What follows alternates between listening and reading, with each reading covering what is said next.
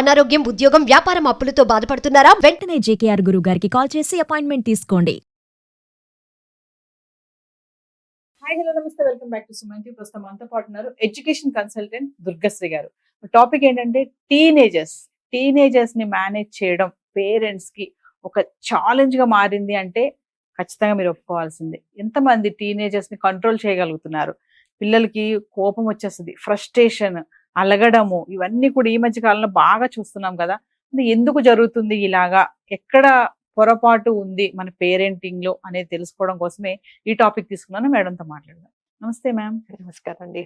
Madam, teenagers ని control చేయడం అంటే కంట్రోల్ అనకూడదు అనుకోండి, పేరెంటింగ్ చేయడం అనేది చాలా ప్రాబ్లమాటిక్ అయిపోతుంది ఈ జనరేషన్ లో. అంటే కొంతమంది ఏంటంటే యంగ్లీ పేరెంట్స్ ఉంటారు, యంగ్స్టర్స్ గా ఉన్నప్పుడు వాళ్ళు పేరెంట్ అయిపోవడము, చిన్న వయసులో మ్యారేజ్ చేసుకోవడం, పిల్లలు పెద్దోళ్ళు అయిపోవడము. వాళ్ళు ఇప్పుడు పిల్లలకి వాళ్ళకి అంత ఏజ్ డిఫరెన్స్ తెలియదు, అక్క తమ్ముడు లాగా కనిపిస్తారు కొంతమంది. అలాంటప్పుడు ఏంటంటే వాళ్ళ రిలేషన్ కూడా అలాగే ఉంటది. కానీ పిల్లలు ఏంటంటే సడన్ గా అరుస్తారు. చెప్పావులే, చేస్తాలే, ఎందుకు అలా అరుస్తున్నావు అనగానే మదర్ కి ఎక్కడో పెయిన్ వస్తుంది. అబ్బా ఏంటి ఇలా అరుస్తున్నాడు అని ఒక బాధ. అయితే టీనేజర్స్ ని మనం మెయింటైన్ చేయాలి, వాళ్ళని కంట్రోల్ చేయాలి అంటే ఎలా మేడం? కొన్ని టిప్స్ చెప్పండి మా పేరెంట్స్ కి. Let's take it in different route తీసుకుందాం. ఇప్పుడు మనం పేరెంట్స్ నేను పిల్లల్ని సెపరేట్ చేయకుండాను, నేను అన్నారు కదా చిన్నప్పుడే పెళ్ళి అయిపోయింది, పిల్లలు పుట్టేస్తారు, పిల్లలతో పాటు పేరెంట్స్ కూడా పెరుగుతున్నారు. బేసిక్ గా వాళ్ళు కూడా నేర్చుకుంటున్నారు. సో ఇప్పుడు మనము పేరెంట్స్ నేను స్టూడెంట్స్ ని పిల్లల్ని సెపరేట్ చేయకుండా ఒక కామన్ ఫ్యాక్టర్, ఒక common ground. First thing self care. అది ఎక్కడి నుంచి వస్తుంది? నేను పేరెంట్ గా నేను సరిగ్గా తింటున్నా, సరిగ్గా పడుకుంటున్నా, మెడిటేట్ చేస్తున్నా, ఎక్సర్సైజ్ చేస్తున్నా, బుక్స్ చదువుతున్నాను, నలుగురితో మాట్లాడటం అనేది నేర్చుకున్నాను, మాట్లాడటం, ఇవన్నీ చూసిన తర్వాత పిల్లల్ని మనని ఇమిటేట్ చేస్తారా? మనమేమో టీవీ ముందర కూర్చుని రే వెళ్ళి చదువుకోరా, ఎలా అవుతుందమ్మా? మనమేమో బర్గర్లు పిజ్జాలు తినేసి నువ్వు సాలెడ్ తినాలి అంటే ఎలా తింటారు వాళ్ళు కదా? అది పేరెంట్ అయినా పిల్లలైనా ఫస్ట్ థింగ్ మనము ప్రీచ్ చేసే ముందర మనం నేర్చుకోవాలి, మనం ప్రాక్టీస్ చేయాలి. ప్రాక్టీస్ బిఫోర్ యూ ప్రీచ్ అని అందుకనే అన్నారు కదా. ఫస్ట్ సెల్ఫ్ కేర్ మీద ఫోకస్ చేయాలి. టైం కి అందరు కలిసి అన్నం తినండి, టైం కి టీవీ స్విచ్ ఆఫ్ చేసి రెస్ట్ తీసుకోండి. మీరు న్యూస్ పేపర్ చదివేటప్పుడు పిల్లలు కూడాను పక్కన కూర్చుని ఏదైనా చదువుతున్నారా చూడండి. మీరు ఫోన్ పక్కన పెట్టినప్పుడు వాళ్ళు కూడా పక్కన పెట్టేటట్టు చూడండి. మెడిటేట్ చేయండి అందరు కలిసి, బయట వాక్ వెళ్ళండి. రైట్? ఇలాంటివి చిన్న చిన్నవి as a young parent or a matured parent మీరు చేశారంటే you can then talk to your child.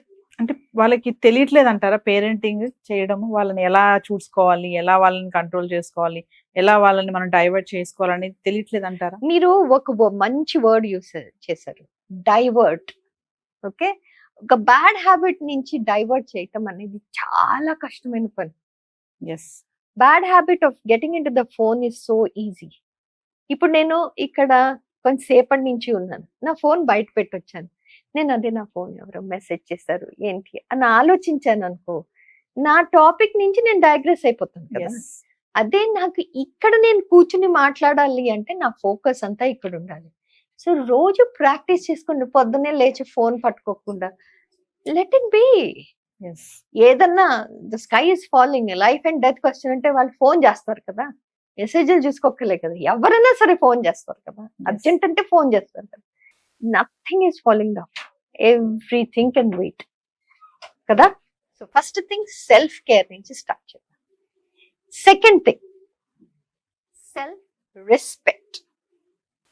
నేను నా పిల్లల్ని తిట్టేటప్పటికి నా పిల్లలు హార్ట్ ఫుట్ అని ఎగిరేసి వెళ్ళిపోయారు అంటే నేను చిన్న బుచ్చేసుకునే, నన్ను ఇంత మాట అనేసారు, నేను ఇంత చేసేసాను, అన్ని ఇంటిమిడేటివ్ నేచర్ మనం అలా గాబుల్ చేసుకుంటూ పోతే we don't get anywhere.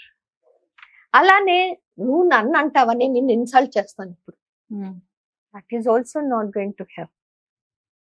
Having a healthy conversation. అంటే నేను కోపంలో ఉన్నప్పుడు నువ్వు కోపంలో ఉండటం కాదు, నేను కోపంగా ఉంటే నువ్వు చల్లారి టైం ఇవ్వు, నేను నా కోపం తగ్గించుకున్న తర్వాత అప్పుడు let us have a conversation. నాకు నీ మీద ఉన్న రెస్పెక్ట్ ఏం తగ్గిపోలేదు, నీకు నా మీద ఉన్న రెస్పెక్ట్ ఏమీ తగ్గిపోలేదు. కోపం నుంచి బయటకు వచ్చి మనం కాన్వర్సేషన్ లో సారీ చెప్పటం ఈజీ అవుతుంది, ఎప్పుడు థ్యాంక్ యూ ఫర్ అండర్స్టాండింగ్ అని చెప్పటం ఈజీ అవుతుంది. So my second thing is self respect. Don't lose it. You don't have to intimidate. మీరు కోపం వచ్చేసి హార్ట్ కూట్ అని అరిచేసారు అనుకోండి, ఒక మీన్ పర్సన్ లాగా మనం పోర్ట్రేట్ చేసుకున్నాను, ఇర్రిపేరబుల్ డ్యామేజ్ చేస్తాం. ఇది పిల్లలకి పెద్దలకి అందరికి. నేను ఈ సిరీస్ చూసాను, ఆ వెబ్ సిరీసే కాదు ఈ సినిమా కూడా చూసాను, పిల్లల చేత ఇది కూడా చూపించాను, మేమందరం కలిసి వెళ్ళాము, స్క్రీన్ స్క్రీన్ స్క్రీన్ అయిపోయిందా? దాని నుంచి మీరు ఏం నేర్చుకున్నారు? అదే ఆ స్క్రీన్ మీదే మీరు ప్లానెట్ ఎర్త్ చూడండి, పిల్లలకి ఈకో సిస్టమ్ అనేది అర్థమవుతుంది. సో మీరు చూసేది, మీరు చదివేది, మీరు వినేది, మీరు మాట్లాడేది ఒక పాజిటివ్ వేలో ఉండాలి. మీరు ఏం చదువుతున్నారు ఇంపార్టెంట్, మీరేం వింటున్నారు ఇంపార్టెంట్, ఎవరితో మెలుగుతున్నారు ఇంపార్టెంట్, మీకు మీరేం చెప్తున్నారు ఇంపార్టెంట్. ఇది సెల్ఫ్ ఇంప్రూవ్మెంట్ అనేది ఎప్పుడు వస్తుందో then you gain your confidence. ఆ సెల్ఫ్ కాన్ఫిడెన్స్ అనేది ఎంత పవర్ఫుల్ గా ఉంటుంది. మనకి సెల్ఫ్ కాన్ఫిడెన్స్ ఎక్కడ వస్తుంది? మనకి మనము I am worth this, I am good, ఆ ఎఫర్మేషన్స్ అనేది స్టార్ట్ చేసుకోవాలి. మనకి మనము చెప్పుకుంటూ వెళ్ళాలి. నేను చేయగలను, నేనే చేయగలను కాదు, నేను కూడా చేయగలను.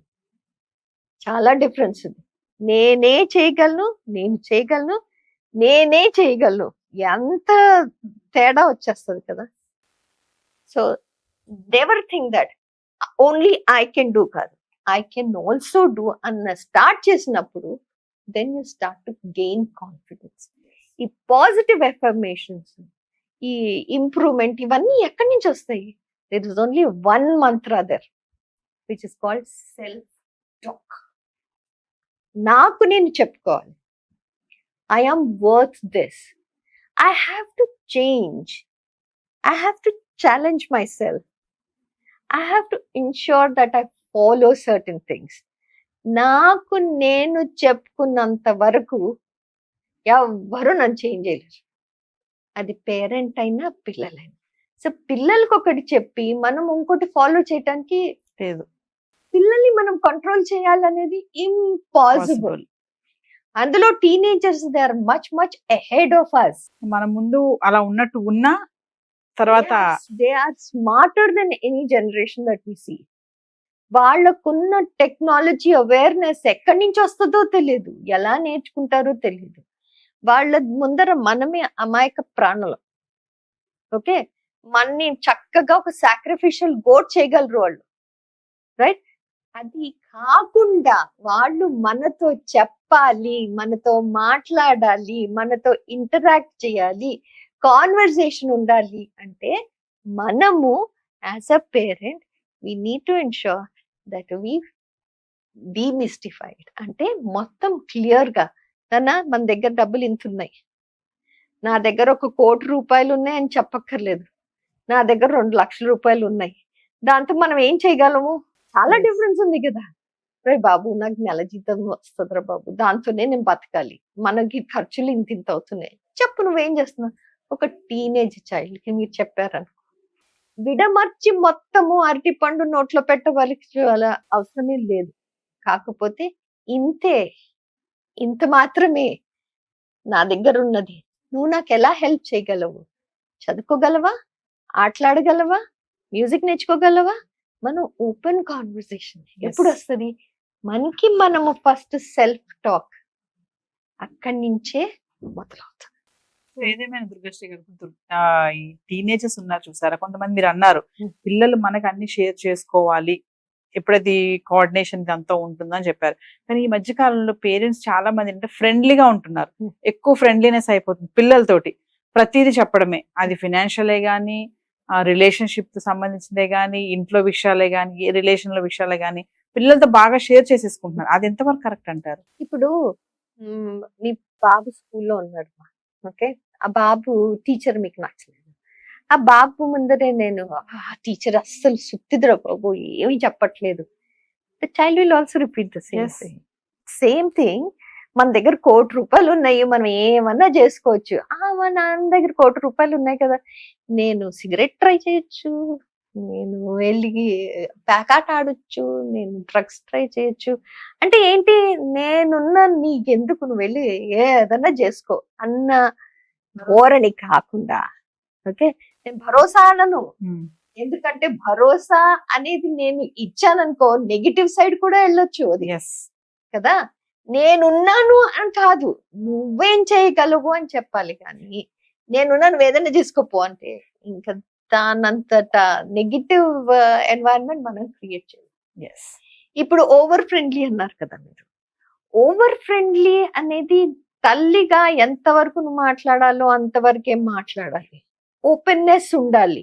ఇప్పుడు సే every teenager has a girl friend or boy friend అనుకోండి, అమ్మో బాయ్ ఫ్రెండ్ ఉన్నాడా, గర్ల్ ఫ్రెండ్ ఉన్నాడా, మనము భూతద్దం పెట్టి చూపిస్తే అది నిజంగా పెద్దగా అయిపోతుంది.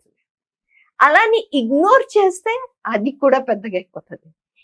వీటన్నిటికీ మూల కారణం ఏంటి, మనకి అకాడమిక్స్ ఫెయిల్ అవుతున్నారు, మార్కులు రావట్లేదు.